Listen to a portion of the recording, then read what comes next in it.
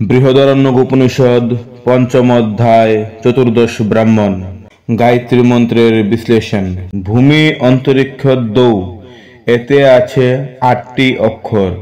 ত্রিপদা গায়ত্রীর একটি পদেও আছে ৮টি অক্ষর। এই সমতার কারণে এই ৩টি লোক গায়ত্রীর একটি বা প্রথম পাদ। এই পাদজ্ঞানে যিনি জ্ঞানী, এই ৩ লোকের কোনো কিছুই তার জ্ঞানের বাইরে থাকে না। ঋগ্বেদ, যজুর্বেদ, সামবেদ, এতে আছে ৮টি অক্ষর। গায়ত্রীর এক পাদেও আছে ৮টি অক্ষর। ৮-এর সঙ্গে ৮ এক, অর্থাৎ এই ৩ বেদ গায়ত্রীর অপর দ্বিতীয় পাদ। যিনি এই জ্ঞানে জ্ঞানী হতে পেরেছেন, ত্রৈবেদবিদ্যা তার আয়ত্তে। প্রাণ অপান বেন, এতে আছে ৮টি অক্ষর। গায়ত্রীর একটি পাদ, অর্থাৎ তৃতীয় পাদেও আছে ৮টি অক্ষর। সমতার কারণে প্রাণাদি, এই ৩ হল গায়ত্রীর ৩ পাদ। এই পাদজ্ঞানে জ্ঞানীর অধীনে থাকে যাবতীয় প্রাণী। অ উ ম নিয়ে ৩ মাত্রা প্রণবের পর চতুর্থ মাত্রা তুরীয়। গায়ত্রীরও তেমনি ৩ পাদের পরও আর যে একটি পাদ আছে, এবার সে বিষয়ে বলা হচ্ছে। যে আদিত্য পুরুষ আকাশে থেকে তাপ দিচ্ছেন, ইনি গায়ত্রীর তুরীয় পাদ। যা তুরীয় তাই চতুর্থ। সূর্যমণ্ডলের ওই পুরুষকে দেখা যায়, তাই বলা হয়েছে দর্শত। ইনি ঊর্ধ্ব আকাশের পরপারে থেকে সকলকে উত্তাপ দেন, তাই পরুরজা।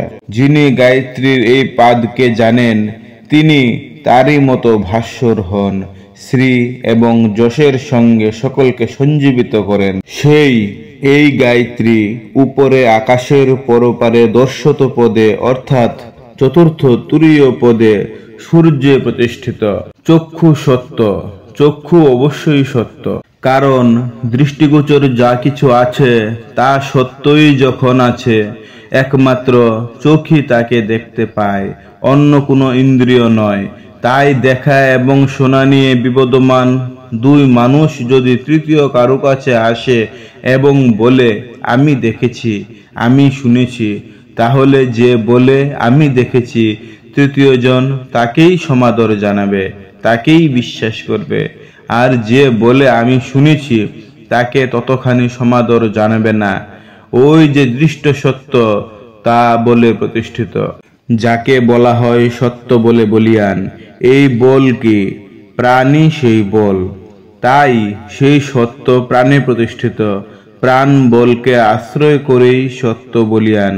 সেই কারণেই লোকে বলে সত্যের চেয়ে বল উগীয়, অর্থাৎ বীর্যবান। এইভাবে এই গায়ত্রী প্রতিষ্ঠিত হয়ে আছে অধ্যাত্ম প্রাণে, অর্থাৎ শরীর প্রাণে। এই প্রাণেই দেবতা, বেদ, কর্ম, কর্মফল একীভূত হয়ে আছে। গায়ত্রীই প্রাণ, গায়ত্রীই বিশ্বের আত্মা। গায়ত্রী গয়দের ত্রাণ করেন, গয়ই প্রাণ। ইনি এই প্রাণদেরই, অর্থাৎ বাক প্রভৃতি ইন্দ্রিয়দের ত্রাণ করেন বলেই এর নাম গায়ত্রী। আচার্য শিষ্যদের যে সাবিত্রী মন্ত্র শিক্ষা দেন, তা এই প্রাণী। এই শিক্ষা প্রাণকেই রক্ষা করে। কেউ কেউ অনুষ্টুপ ছন্দে গায়ত্রী মন্ত্র শেখান বা শিক্ষা দেন। তাদের মতে বাকি অনুষ্টুপ ছন্দ, বাক্য অনুষ্টুপ। আমরা সেই কারণে অনুষ্টুপ বাক সাবিত্রীরই উপদেশ দেই, কিন্তু এটা কখনো করবে না। কখনো এভাবে সাবিত্রী উপদেশ দেবে না। গায়ত্রীর যে ছন্দ, সেই ছন্দেই সাবিত্রী মন্ত্র শেখাবে। তাই যদি না হয়, তাহলে সেই দীক্ষিত জন যতই প্রতিগ্রহ করুক না কেন, গায়ত্রীর এক পাদের ফলও পাবে না। ধন সম্পদে পূর্ণ এই ৩ লোক, ভূমি, অন্তরিক্ষ এবং দুলোক, যে প্রতিগ্রহ করে, অর্থাৎ দান রূপে গ্রহণ করে, সে গায়ত্রীর মাত্র প্রথম পাদ লাভ করে। ত্রয়ীবিদ্যার মধ্যে যা কিছু আছে তা যদি গ্রহণ করো, তবে মাত্র দ্বিতীয় পাদ লাভ করবে। প্রাণময় এই বিস্তৃত জগৎ যতখানি, ততটা পরিমাণ দান যদি গ্রহণ করে, তবে গায়ত্রীর তৃতীয় পদ মাত্র লাভ করবে।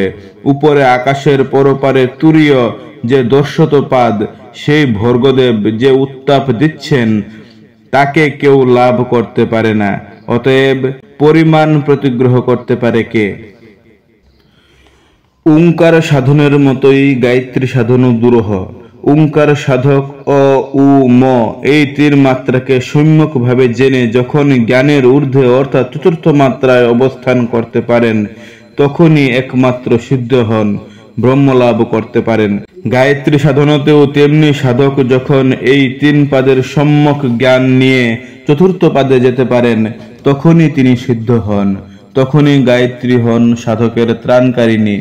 ঋষি এখানে বলতে চাইছেন যেন এই মানব শরীরে তা কয়জন পারে। গায়ত্রীর উপস্থান অর্থাৎ স্তুতি। হে গায়ত্রী, তুমি একপদী, দ্বিপদী, ত্রিপদী, চতুষ্পদী, তুমি পদহীনা, তুমি জ্ঞানাতীতা। ঊর্ধ্বে আকাশের পরপারে তোমার যে দ্যুতিময় তুরীয় চতুর্থ পদ, তাকে নমস্কার। পাদহীনা গায়ত্রী বিশ্বধারা, বিশ্বজ্ঞান ধারা।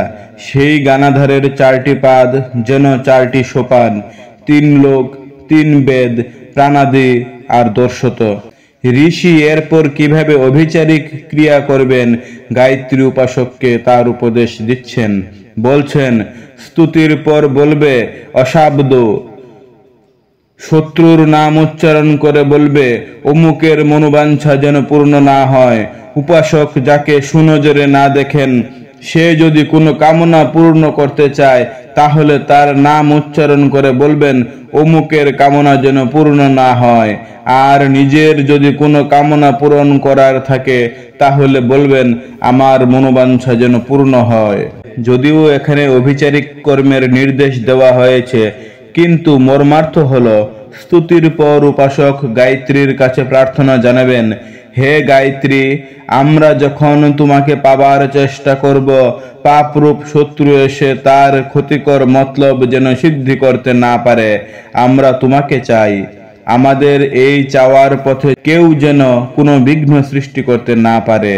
গায়ত্রীর প্রাদ সম্পর্কে কৃষ্ণ যজুর্বেদ যে গায়ত্রীর স্তুতি করেছেন, তা আমরা দেখি এইভাবে।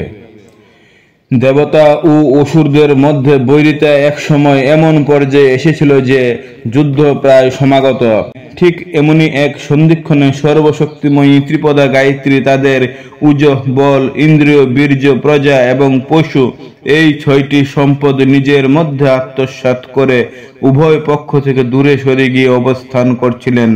তাতে উভয় পক্ষই হীনবল হয়ে পড়ল দেখে নিজেরাই মনস্থ করেছিল মহাস্ত্র গায়ত্রীকে তুষ্ট করে নিজেদের কাছে পেতে, তাহলেই সমৃদ্ধ শক্তিতে শক্তিমান হয়ে একে অপরের উপর আধিপত্য বিস্তার করতে পারবে। মনস্থ করে দেবতারা তাকে আহ্বান জানালো বিশ্বকর্মা বলে, আর অসুরেরা স্তুতি জানালো দাভি অর্থাৎ বিরোধীদের বিনাশক বলে। এই আহ্বান কিন্তু নিষ্ফল হলো, তার কানেই যেন পৌঁছালো না। দেবতারা ভাবতে ভাবতে এই সময় এক যজু দেখেছিল।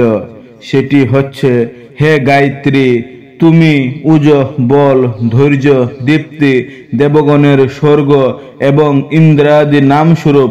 তুমি অচেতন সমস্ত জগৎ, তুমি অন্নযুক্ত সকল চেতন জগৎ এবং তুমি সর্বায়ু। এই স্তুতিতে দেবতাদের প্রতি গায়ত্রী প্রসন্ন হয়েছিলেন এবং অসুরদের পরাভূত করতে পেরেছিলেন। এর থেকেই সতই সিদ্ধান্তে আসতে হয় যে যা ঋষিরাও নির্দেশ করেছেন, গায়ত্রীর তুল্য জপ নেই, গায়ত্রীকে ধারণ করার মতো শক্তি দ্বিতীয় কিছু নেই। বিদেহরাজ জনক এবার অশ্বতরাশ্যের পুত্র বুরিল অশ্বতরাশ্যকে জিজ্ঞাসা করেছিলেন, আপনি নিজেই বললেন যে আপনি গায়ত্রীবিদ, গায়ত্রী জ্ঞানে জ্ঞানী ব্রহ্মজ্ঞ। যদি তাই হয়, তাহলে হাতির মতো প্রতিগ্রহের এত ভার বোঝা বয়ে বেড়াচ্ছেন কেন? বুরিল তার উত্তরে বলেছিলেন, গায়ত্রীর মুখ আমি এখনো জানতে পারিনি, তাই বোঝা বয়ে বেড়াতে হচ্ছে। রাজা জনক তখন বুরিলকে বলেছিলেন, যদি এখনো জেনে না থাকেন, তাহলে শুনুন, অগ্নি হলো গায়ত্রীর মুখ। যত কাঠি আগুনে দিন, আগুন তা পুড়িয়ে ছাই করে দেয়।